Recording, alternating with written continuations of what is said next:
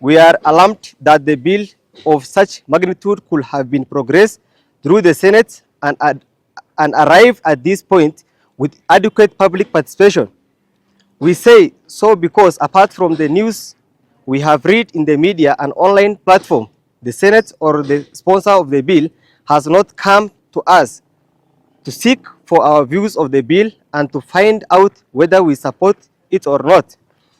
It should be a loss of the Senate that we operate in the line with the Kenya's Constitution 2010, with the mandate that the public participation must be undertaken before such bills are discussed on the floor of the House.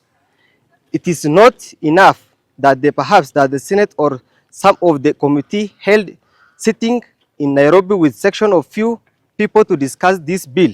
No, that does not represent the Kenyans who voiced the feedback need to be heard as the House of the consider the bill. Swada huu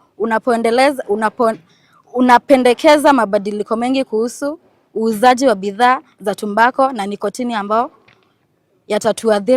yatatuadhiri zaidi sisi kama wafanyabiashara ndogo ndogo. Kwa mfano, unapopendekeza hatua kali dhidi ya uuzaji wa bidhaa hizi na hawkers au kupitia mitandao ya kijamii na mtandaoni, jambo ambalo litawapa uwepo na wa kuuza bidhaa hizi kwa wauzaji wakubwa kama wasambazaji wakuu na wauzaji wa jumla.